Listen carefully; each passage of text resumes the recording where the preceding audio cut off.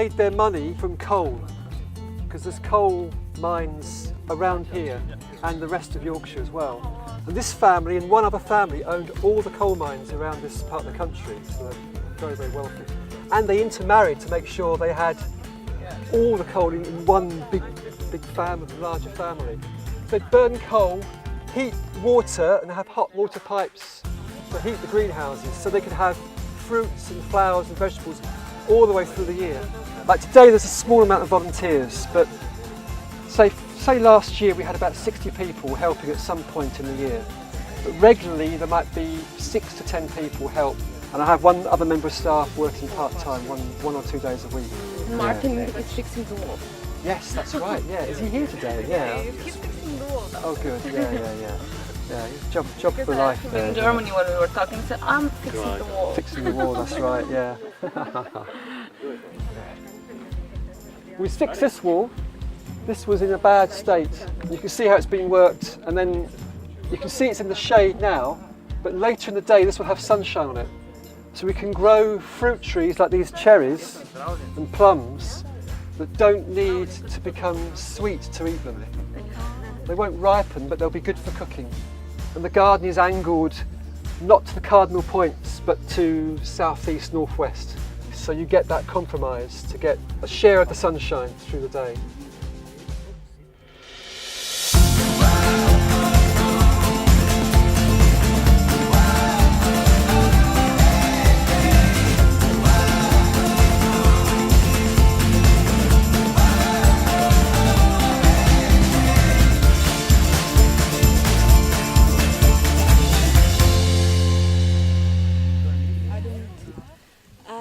I didn't know that it's the fourth biggest city, because it's. But I like the station, the railway. It was really nice. The water. Water feature. Yeah. It looks a bit like little villages were put together, and the city was made out of those villages. But I didn't get the impression of this urban city, but I know that it exists. And We haven't been to the city center, so. Right, okay. Yeah. You plan to do that tomorrow? Yeah. tomorrow, yes. And you have really nice blocks for students, and everybody says that you have 2 quality universities. So. It's much different from London and Newcastle. I've been before, like 5 years ago to London and 2 years ago to Newcastle. So it's different. I like the building blocks, this clay. It's really nice to see these buildings. It's like So we really have this urban farming experience all the time, you know, even if we are not on this hilly city farm. We started urban farming this year, and we met Natasha, that is the chief of our group. And she invited us yes. to come with her. We have a small plot, a garden plot there in Ljubljana, and that's why she invited us to see some more things here and maybe get some inspiration for our work and for writing. I'm also a journalist. For writing? Oh, yeah, amazing, so right. I will write about Hilly City Farm and all those community gardens. I think that we in Slovenia don't have a model like this, and I think there are needs for this kind of model of farming, and also for vulnerable people getting some more skills and also therapy. And this experience will be really useful to try to make something similar at home. Actually, in these times of this economic crisis, people are thinking of these B plans and alternatives, what to do, and they see the opportunity, maybe not just for themselves, I don't know, to grow the food for themselves, but also to I don't know, make a small enterprise, social enterprise, and things like this. And it's really a trend in Slovenia, as in any other European country, especially in Greece and Spain. They also have this trend that young people go back to the countryside and start gardening, farming. So this is one opportunity also. In Slovenia, it's a good opportunity to do urban gardening, because we have a lot of countryside and people who live in houses has their own gardens. So it's now it's evolving in capital, because a lot of people in the capital live in the buildings, blocks, yeah. So they need their own earth and gardening Yeah, to green produce, space. to produce their own food. And the heritage of gardening and raising your own food in Slovenia is really rich, you know. Our parents had their gardens, and we somehow, I don't know, still have this contact. We didn't forget things that we were making in the past. And I think this is really something that needs to be nourished in the future also. This is the last visit we're making here. There's group from Poland, from Germany, and Turkey and Slovenia. And this is the last one. The last one, right. What are your first impressions of Sheffield? What do you think of Sheffield? Oh, it's wonderful. Very friendly, nice. Oh yes, just wonderful. Yeah. And the place here, Wortley, how would you say, such a posh place though, right? Okay. Yeah, I mean, amazing, great. I could never have imagined to be in such a surrounding, and wonderful. I mean, it's just perfect the whole week. Do you think everybody from different countries and over the whole project have learned quite a lot from each other? I think yes. It's kind of a thing that you realize gradually. I mean, it's slowly you see that actually there is some things and experience that we share, and see that influence and enrich each other. Definitely. Do you work with vulnerable groups in farming? What's your background? No, actually we are in allotments. So no, but we would like to do it. We would like to include also that. So it is actually for me and for us, it's one of the most important experiences here. So yeah, it's very good organized, and all these things, how it's disabled groups are included in the gardens and in the society is just very precious, I think. So it's very good. But she's a coordinator. Do the Should we get her quick? Get her quick. She's hiding. Oh yeah. We should have filmed the hiding bit. I'm coming from Ljubljana, and it's a city of 200,000 people, maybe a little bit more. And I also own a garden, in fact a field, which I transform now to a garden, to small garden beds for beginners. And it is necessary that the garden is really close to people who will work there. They don't have time, but they need natural surroundings also, and contact with the soil. And well, gardening is beneficial for everybody. Doesn't matter old or young or vulnerable or rich, the same. And it's really a big assortment of gardens and different approaches. And in fact, it's not just for vulnerable people. This is the subject in this case, at this workshop. In Slovenia, for example, the subject was garden design. Right, okay. Yeah. And in Germany, we saw financial model for organic organic village. Right, Yeah, fine. And in Poland, it was about how to educate adults. The aim of the project is that we, who are professionals, improve our knowledge in connection with urban gardening. At least we opened our eyes for a few things, because people who are specialists for something are usually really don't know much about some other things, but they have position, for example, in some institution, or architects, they make urban planning projects, and so and they make some rules, and at the end some other people will depend on their decisions. Right. So the aim is that we share the knowledge, that we try to stand in your shoes. So you can, for example, I'm landscape architect, and in Slovenia people had to design.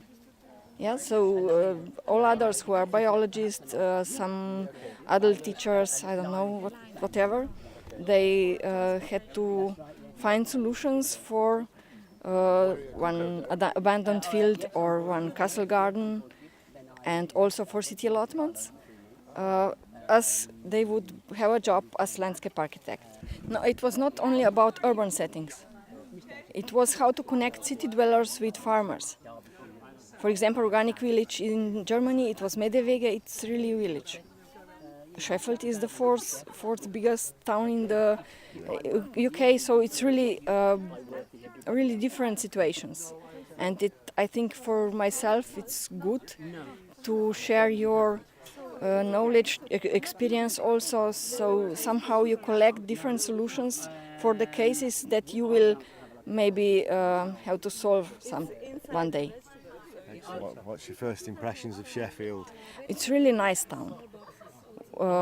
Okay, we were mostly in the gardens, but also the proportion of the city, the hills I like, because the cities doesn't look so big as some big cities. No, like yeah. It's more human. I feel like that. Among the cities I know for now in England, this is the best one.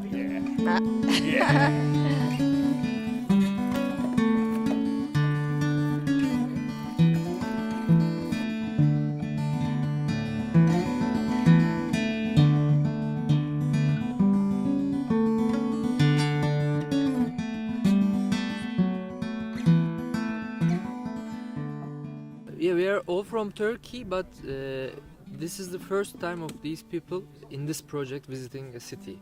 Right. So we have circulation of groups for each country visits as an association. I'm working in Buğday Association, and my other colleague was here in Poland in March, and another colleague, project coordinator, was here in the other visits. So it's all circulating. But we know about the project, all of us, and we are from separate cities, except we from our Istanbul. We are from Istanbul. She's from Çanakkale city on the northwest, where Troya Gallipoli is, and he's from the capital of Ankara. Thinking about vulnerable people, regardless of age and background and so on, what are your thoughts about how farming and local food growing can help the benefit of people generally? Yani dezavantajlı gruplara bahçecilik öğretmenin onların iyileşmesine katkısı nasıl olur sizce diyor. Yani soru olarak bunu soruyor aslında. Yani sizin fikriniz nedir diyor. Bence her birey kendini geliştirmek için ve kendi gıdasına, özellikle ekonomi yönünden zayıf ise bunu öğrenmek durumunda. Çünkü bizim atalarımız da zaten bunu yapıyordu. Ancak Türkiye'de sistem biraz değişti. Dur söyleyeyim. I think every personality in the name of growing their own food should experience this and should receive that knowledge in the names of also economical independence as well. And our grandparents also used to do that in Turkey. But everything's changing so fast. Yeah. Ben dünyayı çiftçilerin kurtaracağını düşünüyorum. I believe the farmers will save the world. Really? Çünkü onlar olmazsa bütün beslenme zincirimiz biter. If they're gone, our food chain is broken. Ve bireysel olarak herkesin temel ihtiyaçlarını karşılayabilecek en azından küçük bahçelerinde eğitim görmeleri şart. And personally, people should be educated at least to be self-independent in food. Türkiye'deki çiftçilerimiz, eski çiftçilerimiz, atalarımız Çok sağlıklı insanlardı. Tamamen toprakla uğraştıkları için bu yüzden rehabilitasyonun çok doğru olacağını düşünüyorum. Our grandparents used to be very healthy people in the name of hem fiziksel hem mental, in the name of physical conditions and mental conditions, and they lived so long. So I believe rehabilitating using farming and growing crops is beneficiary for everyone. Çanakkale'de de zaten biz kent bahçeleri kurma aşamasındayız. İnsanlara tekrar bunu kazandırmak, şehirli insanlara tekrar bunu öğretmek çabasındayız. İnşallah olur.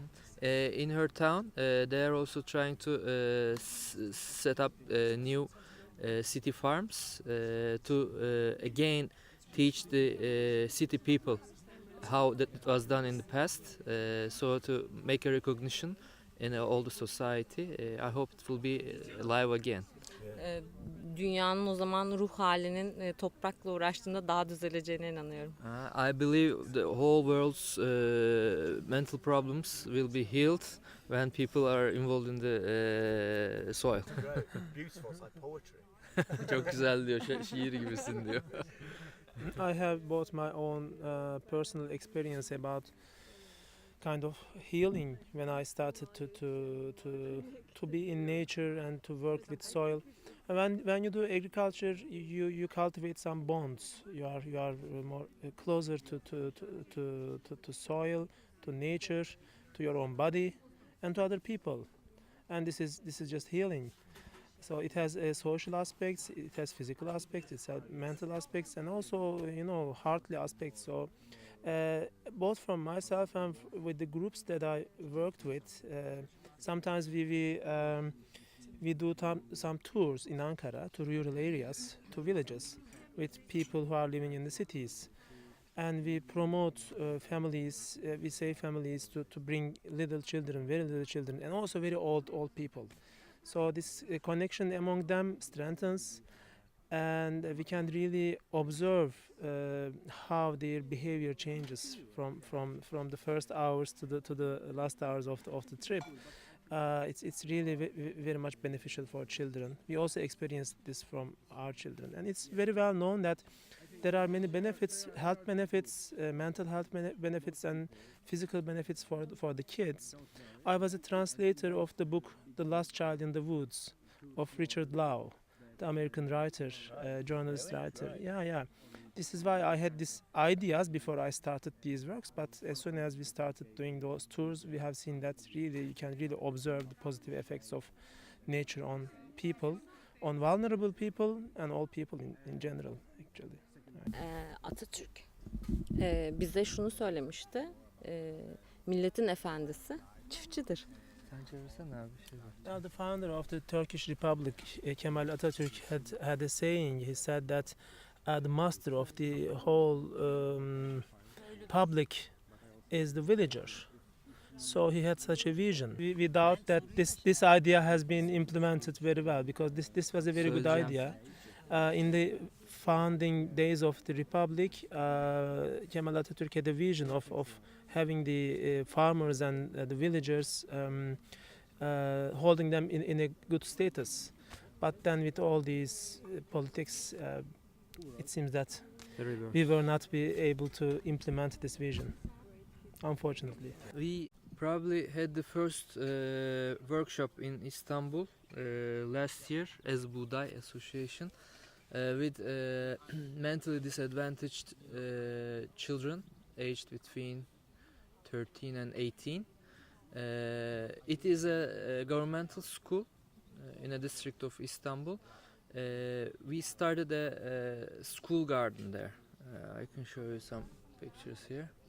It started in April 2013, and they had nothing, just two idealistic teachers, and they came to a meeting of our association, and they said, we know nothing about gardening, but we have a huge garden. Please come and help us. We want to do workshops for our kids. We went there, we had a volunteer group from the association to go there, because the resources are not that much in Turkey, in NGOs especially. we had a volunteer group to help them, and we started the garden in 2003 April, and then 1 month later we sowed the seeds in that event, and then 1 month later we went there to move the vegetables to its place, to their places, to raised beds in the garden, and then they got their responsibilities and they harvested them in July. And then what happened is they also got their own seed bank at the end of September, okay, out of them. And then they sow again for the winter. And when I went there this May, it was about 25 type of crops they were growing. And all the kids, they were very responsible with everything. They knew everything they do, they loved. So they had nothing, they were in zero position. Now they own a seed bank in 1 year. This is a proof of what can farming do to disadvantaged people, especially in the young age. And they were willing to get involved. The kids, you could see the shine in their eyes. Now we say that it started from nothing, but actually it starts from our instincts, and there is something in all of us. I can experience with the kids. I mean, they have a natural tendency to grow food actually, and this is also true when, for instance, we took them to forests and some difficult parkours to walk, and some of them, there were some obese people and some kids which were not physically very strong, and then we thought these people will not be able to walk, and they were just saying, oh, how can I do this, how can I do that? But in just 1 hour or so, they were like, mountain goats. So I could really see that they have this connection with the nature inside, but then it's artificially, shut up. But when you give a chance to them to touch the ground, to observe around and open all the senses, then miraculous things can happen. And I can see that their self-confidence after such a parkour, or let's say after having raised some vegetables, is really getting very high.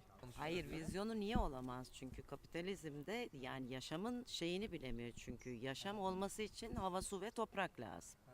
In the capitalist system, the kids cannot have a vision because they need water, air, and soil for And life. They forget that those basic fact. basic fact. Yani benim şeyimde ne yediğini sorgulatmamız gerekiyor. We should make people question what we eat, what we are eating. Bugün büyük şehirlerde yaşayan çocukların ya da büyükler bile hepsini, elmayı bile belki tarlada yetiştiğini biliyor. Yani çileğin ağaçta yetiştiğini çok insan var. Ben bu örneği hep veririm. Yeah, here in large cities, little kids even think the strawberries are trees, or the apples are vegetables. Yani bunu ne bilgisayar ortamında ne görselde anlatamazsın. This is impossible to tell them in any virtual environment like computer environment, or Ona dokunması gerekiyor. they Onu should hissetmesi touch and gerekiyor. feel it and see it Toprağı. in where it is. O onların şeyi değil, suçu değil, bizim suçumuz. It's not their fault, it's our fault, the parents' fault. Yeah, that's right. Çünkü hepsi gergin. Neden problemli çocuklar ya da gençler ortaya çıkıyor? Bugün en azından baz istasyonları bile aldıkları şeyden zaten herkes bir stresli ve negatif enerjiyi atamıyor, boşaltamıyor. Yeah, Yani- today all the kids are or the young people are stressed because they are stuck in very dense environments in the city with all electromagnetic fields and being stressed, and they cannot distress that stress. So that's making them, o yüzden de bu tip şeylere yöneliyorlar, değil mi? Yani ben burada en çok neyi sevdim burada? İneklerin dışarıda yatmasını söyle. İnekler çok mutlu. Yeah, for example, she Sinekler says. mutlu, insanlar mutlu. For example, she says at this place she loved the cows sleeping outside. Free cows, okay. They're happy cows. So the milk, milk is better quality. The meat is better quality. So if they are happy, that's the result of that. Yeah. Ekonomik problem zaten her şeyin temeli. Evet. Bu ekonomik problemi de en kolay atlatabileceğimiz yöntem aslında bahçecilik. Bence değil. Bence neden değil? Ben ziraat mühendisiyim. Article Dur bir dakika şunu söyleyeyim de. She says I think economical problem is the base of everything and city farming is a good model to fix it. But she disagrees and she says Ne diyordum unuttum şimdi. ben Ha Değil, yani buna inanmıyorum dedi. yani şey yönünden inanmıyorum. İnsanların şişmanlığının ona bağlı olduğunu inanmıyorum. Şimdi bir GDO konusuna girersek zaten İngilizlerde ne yediğini değil, fasulye bile yiyebilir şeyde. Ama yediği ekmekten hiçbiri doğal değil, katkı maddeli. Yani fazla yemesi değil, ne yediğine dikkat bile etmesi. Atalarımızda belli geleneksel yemekler yenirdi. O geleneksel yemeklerde atalarımızda şişman yoktu. Evet. Yani endüstriyel üretimle buna geldi Yani çocuklar. Yani dikkat etmesi gerekmese bile yediği gıda sağlıklı değil. she's an agricultural engineer and she adds I don't think the economical problem is the base of the obesity problem. I think the problem is industrial food sector which adds a lot of ingredients and a lot of genetically modified stuff inside. So this causes all the health problems as well as obesity. Yeah, but I think the link between the two views is that conventional food is often so cheap and too cheap actually to be real. And this is one of the structural problems both in Turkey and I see in all over the world. I mean, it's very it can be very cheap to produce industrial food. Because they can easily externalize costs, like externalize costs of labor, and then you harm nature, and people have expenditures on their health, etc. So these are all external costs of industrial production, and then in the end, and then there is this huge amount of production, so that you can have really very little margins of kazanç neydi? Profit, but then since it's a big amount, then the company will still have lots of profits, and it's almost impossible for us, for people who are growing naturally or organically, to compete with this industrial production in terms of prices. So this is one of the most important structural problems that we face at the moment.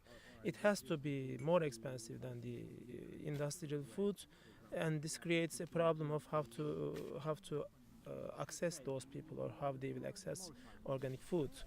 So I don't have any immediate answers to this, but this stands as an important problem. So I just want to ask a question. If you've got knowledge about education, saying from maybe 4 or 5-year-old children up to 16, or the age that children leave school, any education regarding food that you're aware of that happens in school? Şöyle biz hayır göre değişir. bölgeye göre belki değişir, ben bilmiyorum. Ama biz Çanakkale'de ÇAEK olarak ana sınıfı gruplarını hem ekim bahçe oluşturduk ve onlara ürünlerin işte atıyorum çilek dikmesini öğrettik, marul dikmesini öğrettik. Onları gıdayla tanıştırdık. Ve ailelerden aldığımız geri dönüş onların evdeki yemek tercihlerini, seçeneklerini değiştirmeye başladıklarını gösterdi. We as a initiative in Çanakkale city, we made an event workshop for the beginner class students to plant their own strawberry and lettuce.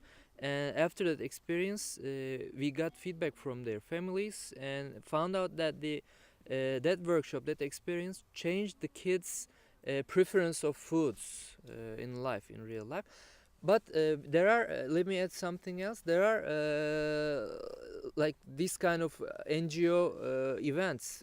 We can figure out a lot, but not any formal education, as long as we are aware of. Yeah, but there is one school. Neydi o? Steiner schools. There are Waldorf schools. Steiner schools. They are they are formal, but they are private also. They are not governmental. And these are just very few in Turkey at the moment. Well, unfortunately, this kind of education, which is kind of practical education, I would say, about growing food and foods themselves, is not part of the official curriculum. Yeah. So there are small groups who are really trying to do things, and they are sometimes achieving very good results with some projects, trying to go into the schools, working with schools. This is good that this has already started, but it's always a civil initiative here and there, and it hasn't been part of the Ama Bir bir müfredatta şu yok var yani.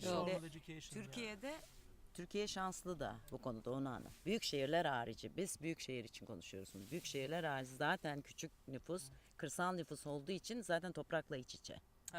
Şimdi bu önemli Ama bizim hepsi için. dışarı kaçıyor. Yok şimdi bak. Ama şimdi onu çocuklukta söyle diyor. ondan sonra. She says in the cities, yes, this is the situation, but in the villages, the little kids are born into production Yeah. still. So still we are very lucky as a country because we have a lot of urban population, rural population. I mean, so they get some kind of informal education there, but they know how to grow, practical education from family. Onu korumamız gerekiyor hükümet Yeah. olarak. Yani çiftçiyi korumamız gerekiyor. Onu anlat ki o sağlıksız yere gitmesin, üretmesini devam ettirmemiz gerekiyor. Yeah, the problem is Destekleme the az. demand for all the village population is to escape to the city, to larger areas, and to abandon all the rural areas. But we have to, she says, we have to protect that small production, small farmer, so that they stay there. The kid stays and gets raised there, in order to continue for the next generation. Çok Political değerliler. decisions Yani çok değerliler. decisions are just on the other track. I mean, they all try to evacuate villages. This is one of the most important goals of this has been one of the most important goals of the Turkish governments for about 20 years. And they said, okay, Turkey must be a industrial country, etc. It's as if you have industry, you won't have agriculture kind of thing. You cannot have. And then all the political decisions were, and also the international agreements were towards minimizing or reducing rural population and bringing them to big cities. And this is horrible actually, because the capital has, of course, lots of benefits with this, because you have cheap labor power, first of all, in the cities. You have lots of consumers in the cities, and you have large pieces of land for the capital to work on and to implement lots of big projects, energy projects and this and that. So this is the situation in Turkey, which is a bit depressing, but we are still hopeful because we work for good purposes. But we cannot really expect much from the governmental level. So this is a pity. Yeah, because the political issues are just the opposite at what we are Yeah. thinking, as he explained in Turkey. So a lot of it is constantly having to fight against. Really, Yeah, we can call it fight, or we can call it opening up new spaces to feed with good Rather than thoughts and direct good the fighting, applications. rather Yeah. than direct the fighting, which will not We probably don't- work. Yeah, we don't use our energy to say no. We use our energy to say yes to what we support, to new models. Superb. Yeah. That's a lovely way to end that. So thank you, everybody. I'm sorry I can't speak language. Thank you. Thank for you. trying. Teşekkür ederim.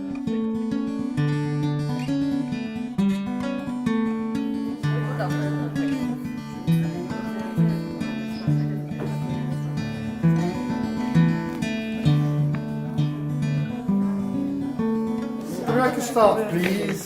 Sorry we're a bit late. This is Mick Marston, who works for, among many other things, the Federation of City Farms and Community Gardens, which is our sort of national organisation which coordinates city farms and community gardens. I mean, Mick's been involved with city farms even longer than I have, I can say. So, and he knows. I know a lot about city farms, community gardens, community food growing in Sheffield and the surrounding area.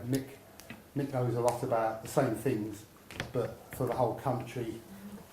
A little bit about Europe, the world, everywhere. So Mick knows absolutely everything and everybody. So I think we're going to start. We'll do very quick introductions. And then I know we were talking in the bar last night about CSA, community supported agriculture.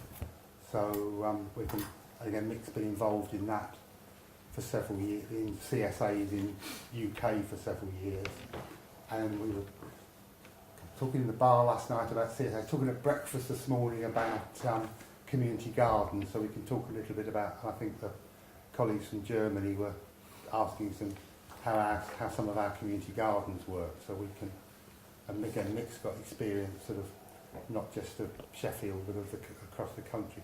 So I mean, is there anything else pressing that anybody wants to add to that list? So, yeah. Well, I would just ask for clarifications of these notions.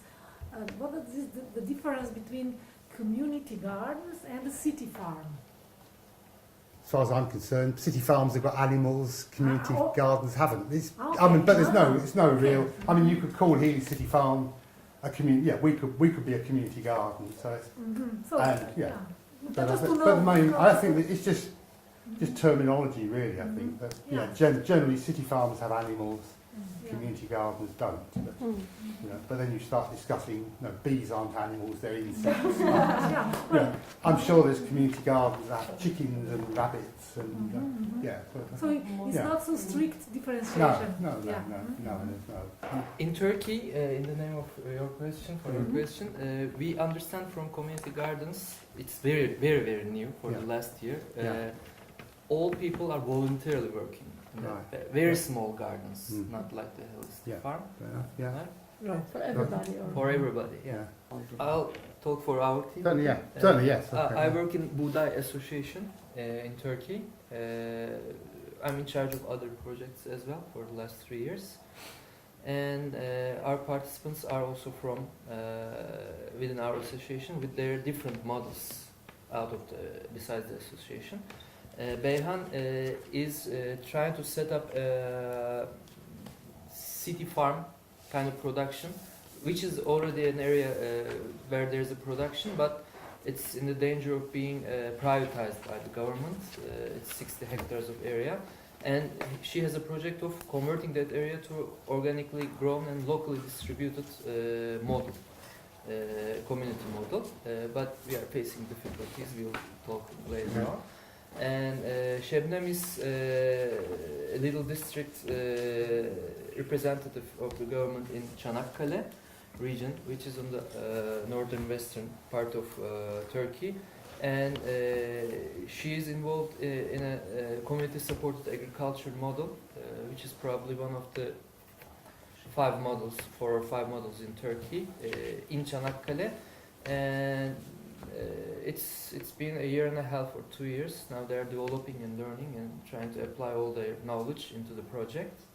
And Ceyhan? And me, I'm Ceyhan. I'm from Ankara, and I'm doing similar kind of community support agriculture work. A group of people who are directly supporting, especially local producers who are growing organically. And I'm also involved in a village, in some work in a village. And this village is converting to organic production, and I'm also one of the people who are involved in this movement. And finally, there is now 2 community gardens in Ankara, one 2 years old, one just 1 year old, and it seems that it will grow. And I'm here to establish some bonds and maybe bring some good ideas for them to establish. Thanks. So I'm coming from Germany. Go on, yeah. This is one big community or eco-village in former East Germany, and I'm working there with the schools or with groups. And I'm also a part of the community garden in Schwerin, not very intensive, but partly I'm there. My name is Martina. I live together with Alenka on this ecological farm in the north of Germany, and I work there as felter. I work with wool, and I'm also responsible for our little children animal farm. My name is Heike, and I'm also coming from Schwerin in northern Germany, and I'm a member of the community garden, which is a very new one. I'm Maja Prijatelj. I come from Slovenia, and I'm a journalist at our biggest selling Slovenian daily newspaper, Delo. I'm Majda Černić-Iskanić. I'm researcher and teacher at the University of Ljubljana, and just currently I'm working on one project related to community gardens. My name is Karol, I'm from Poland. I'm a psychologist, but now I'm involved in and member of one of the, I think, oldest ecological association in Poland. I'm Manica from Slovenia, and I'm a biologist and teacher of biology. And I'm working with Institution for Sustainable Development to organize a network of school gardens, eco-gardens. And I also have my own garden and do eco-gardening. I'm Natasha, I'm coming from Slovenia, and I'm co-owner of a company, the only profit organization within this project, and that was obliged to among this system for Leonardo da Vinci project. And I am renting allotments which I organize and prepare everything, especially according to needs of beginners. So we offer them really prepared garden beds, also workshops, learning workshops, websites, and so on. And I wish this would develop into a network of organic gardens in the city. My name is Jana. I also come from Slovenia. I own a shop and a coffee shop with organic food, but there's no supply around our area, although it's very agricultural. So maybe next project will be to establish some of the community gardens, because there's a lot of land that would. Since now, I don't know for any community gardens in Slovenia to be special. Maybe in Maribor, but Ljubljana has one. No. Not anymore? Slovenia to is sell now. no community gardens in the country. I'd like to make one addition. In Budaj, what we do in the name of supporting community gardens and city farms, I'm Seed Exchange Project coordinator. We supply heritage heirloom seeds to little community gardens, plus we share our knowledge with them, which are very new, as I said, in Istanbul.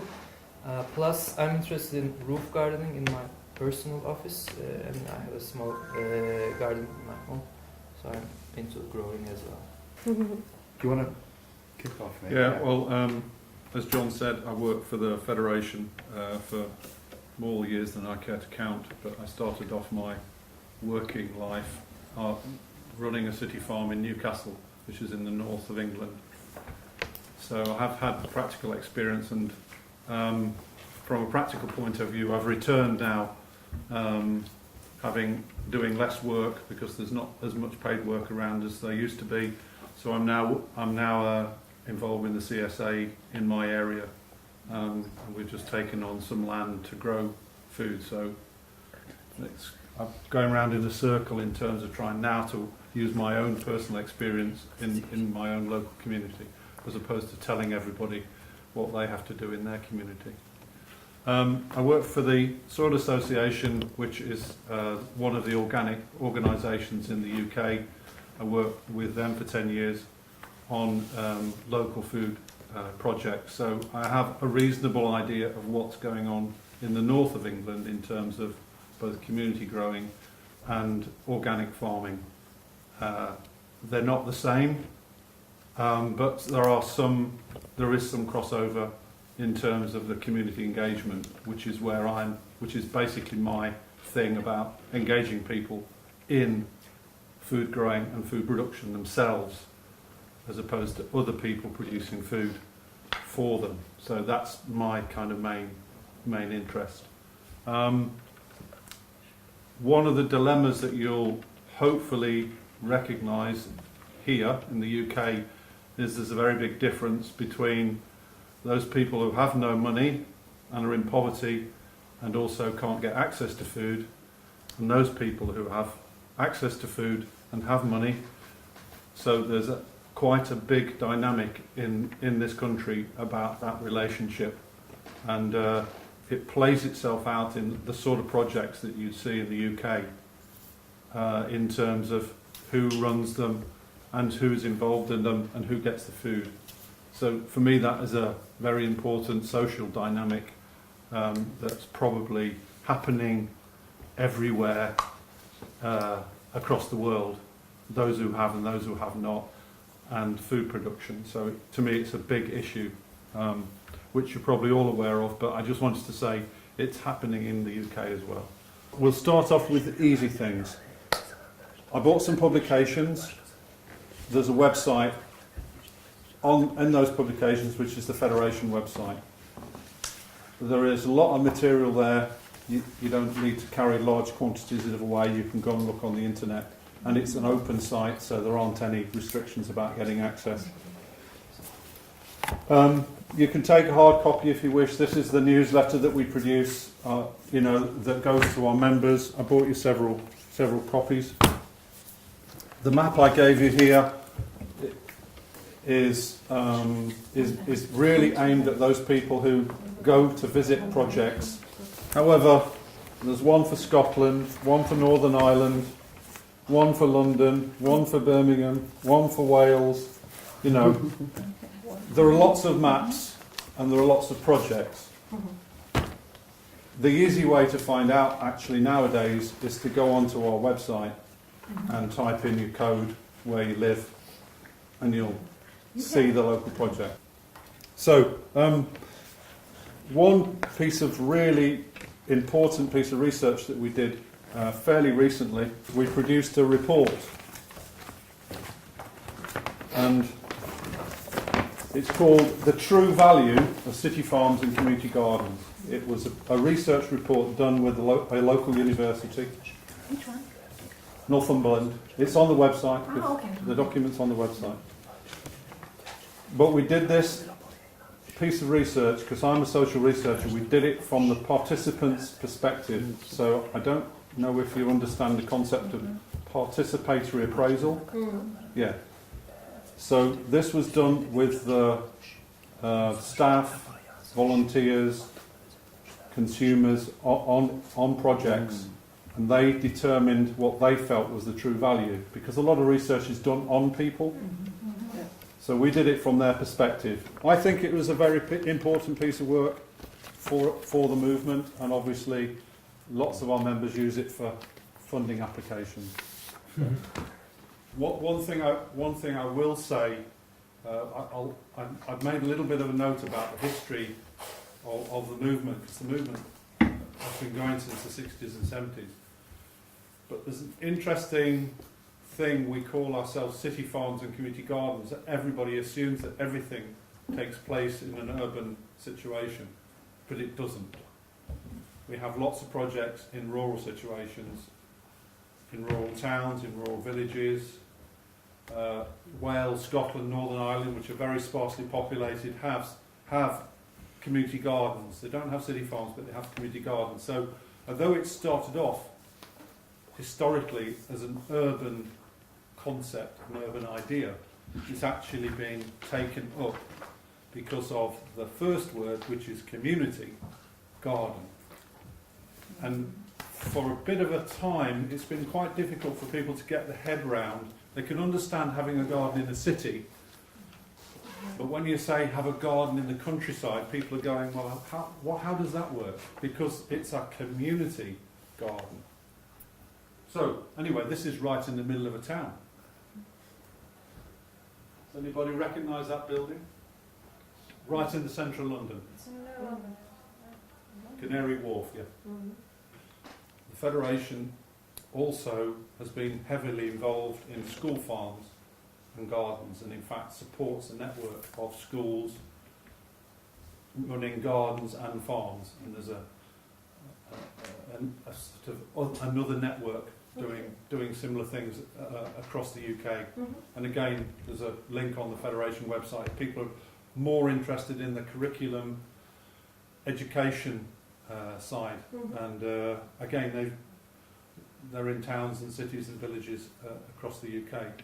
But there's now a growing interest in a lot of schools of keeping chickens in keeping poultry in schools, and so in fact I was talking to a funder when I was off this morning who I think is going to fund a feasibility study for Peely City Farm to put chickens into schools. So of course, being a city farm, we can put the chickens in.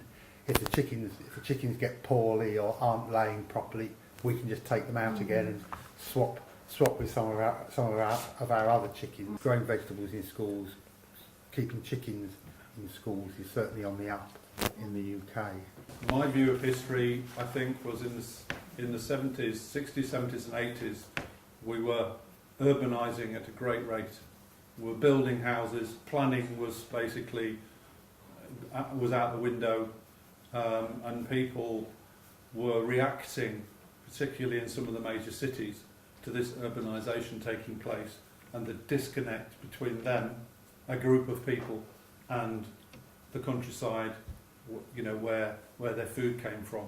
So that it was a kind of revolt to that urbanisation taking place, and people decided that, you know, they would take this piece of land.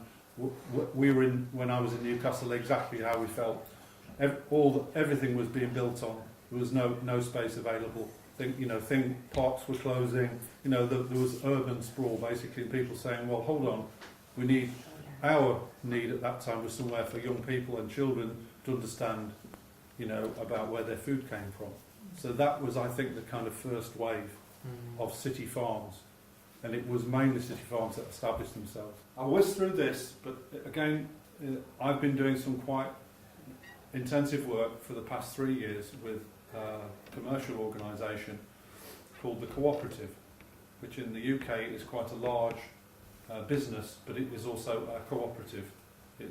I think it says it's the largest cooperative in the world, so it's quite a big organisation. And I've been doing some work with them and with their employees and members on our projects. And this was a bit of a first to work with a commercial company, but a commercial company that had a social purpose and had an ethical base.